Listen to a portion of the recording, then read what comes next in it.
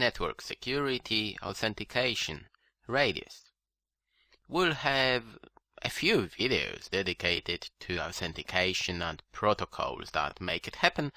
The reason for that is that it is really important. In the CCNA-Security training, in many cases people do not pay enough attention to authentication, and that's what security is all about. You want to authenticate your users, you want to make sure that they can connect. You should know how to set up a radius server in Windows Server 2008. The reason for that is that it might be your job. Even though you say, oh, I'm not an infrastructure engineer, what do you want from me? Well, in many companies, that is your job, to set up a radius server in Windows Server 2008, 12, and so on. I'll show you how it's done, what you have to do to make it work. As an example, I will use an ASA firewall and SBS 2008. I will have a dedicated video to two-factor authentication as well, and I'll show you how I implemented that again on a firewall, and there is an application running on my mobile phone that makes it work. It's not difficult, but you have to know how it works. We're going to start with, authentication and radius. In general, I show you how we can set it up on an ASA firewall first, and in Windows 2008 as well. Here on the screen you can see radius protocol. We have a server and a radius server, right? There is a question, okay, is this user allowed to connect? Yes, he is. And this request will be accepted or rejected. Of course, this is CCNA Real World Labs. That's why we are not going to cover the radius protocol in details, how it works. I assume that you know all these things. We want to focus on labs and real world examples. That is the ASA firewall we're going to use. Authentication and radius. On ASA, we go to device management, and here we have users and our AAA server group. What I am interested in is this one, radius SBS 2008. I'll show you. Just click add, you create a new group. Yeah, and protocol is radius. Of course, you can use TACAX, LDAP. It all depends what you want. We want to focus on radius. Here you can use the default values if you want. Then when you have a group, you can add a server or servers. You just click add. You specify the interface, which is really important. Make sure that you go for the correct interface that faces your radius server. A very common mistake. IP address, timeout. In most cases, I think I changed that to 5. Port number. I changed this value as well to make it faster. And our secret key that has to match on your firewall and on an SBS 2008 server. Okay, we don't use that one. I will edit the one that I've got. Again, it's a live network, that's why I have to be more careful with that. Interfaces inside. SBS is 172.16.1.2. Timeout, well, I lied to you. I didn't change that. That's wrong. I should have done it. Well, my secret key, which I'm not going to show you this time, and that's it. Let me RDP to the server. That is SBS 2008.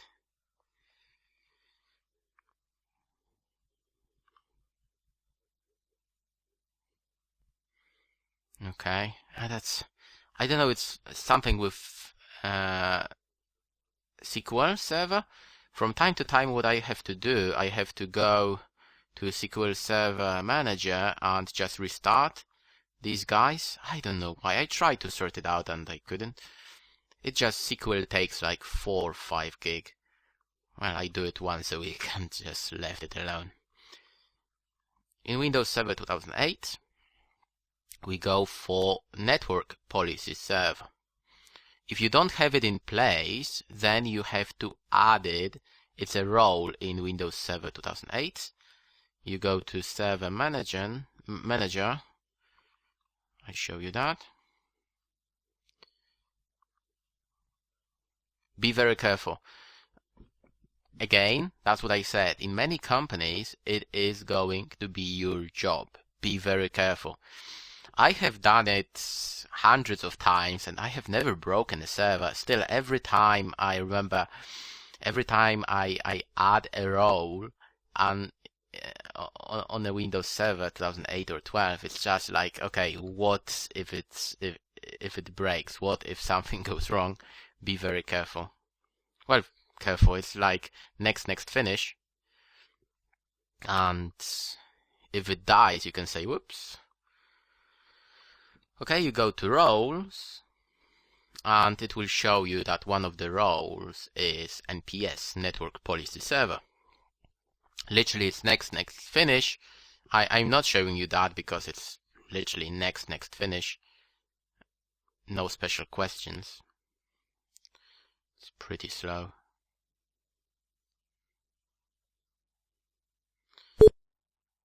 Okay, we'll leave it for now. Or I can pause the video. Just stay with me. Here we go. Network policy and access services, right? That's what you're after.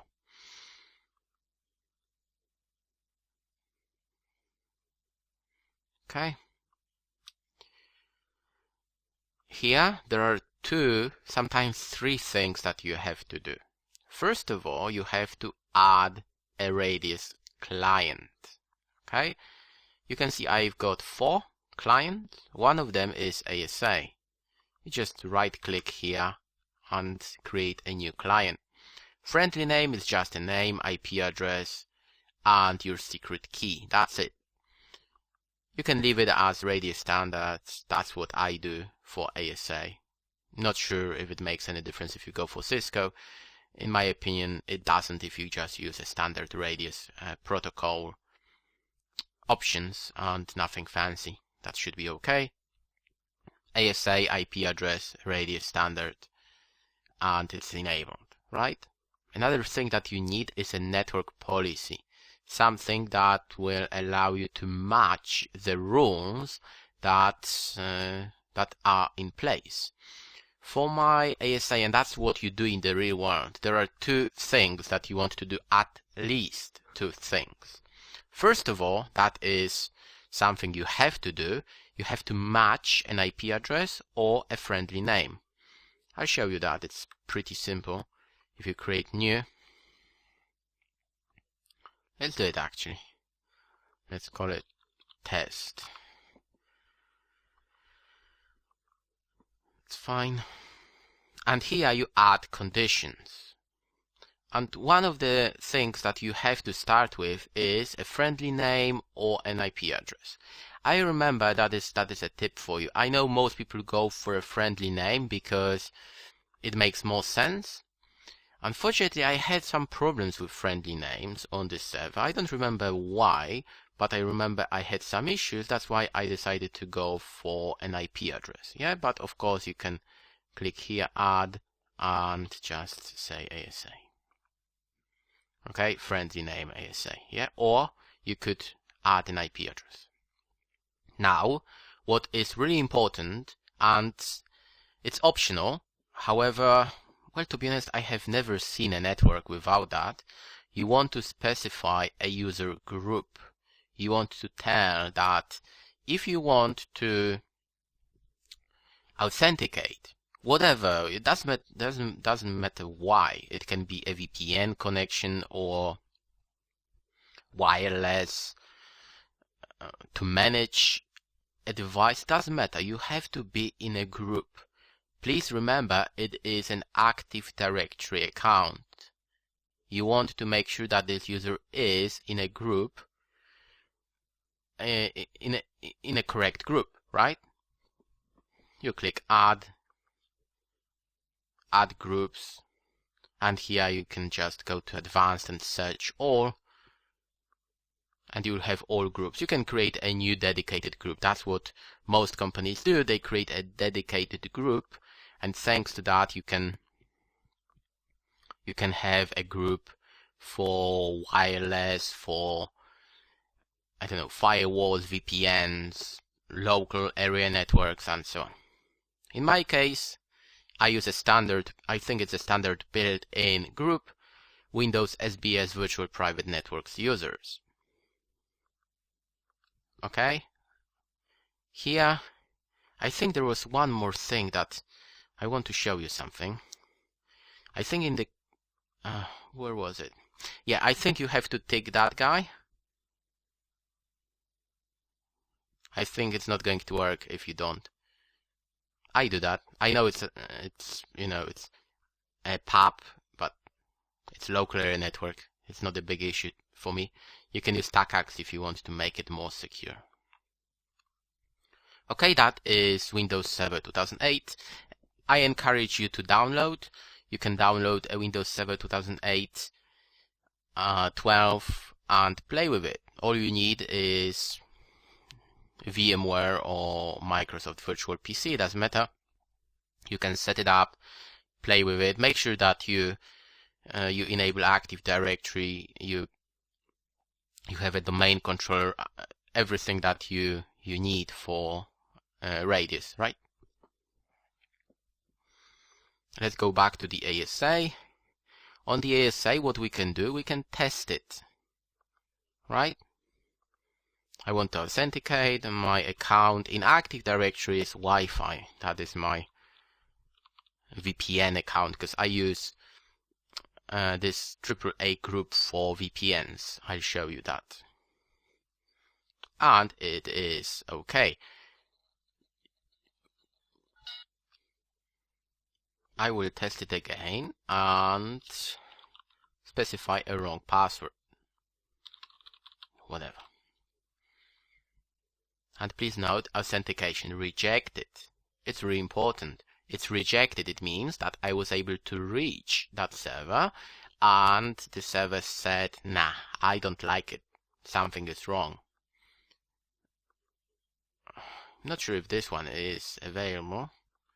Have not used that for a while, to be honest. Let's check that guy.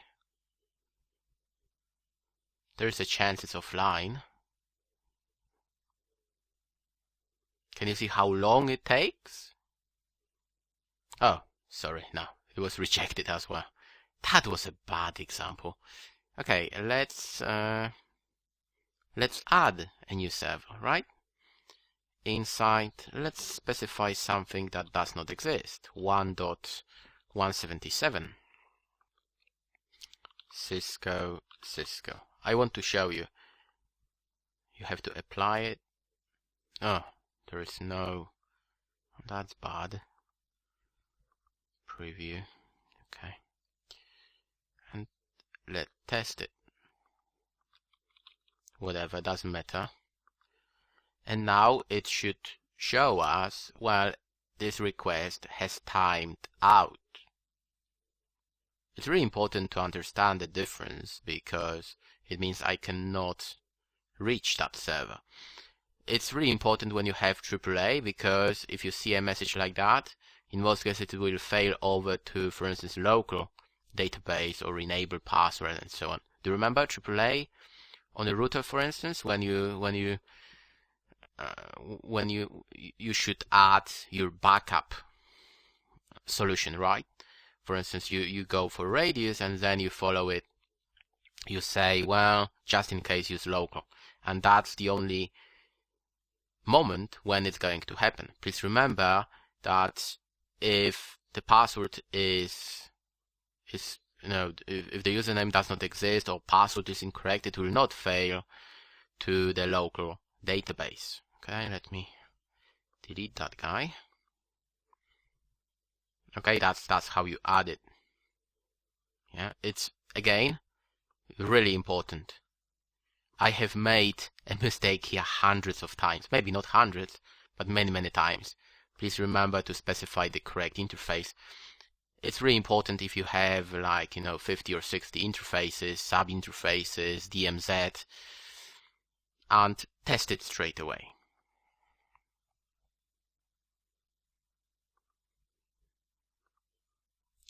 In this video we talked about authentication and radius. That was part 1. I showed you what you need to do to enable NPS and radius on Windows Server 2008 and how you can test it from an ASA file, and you can add a AAA group on the same platform. Thank you very much.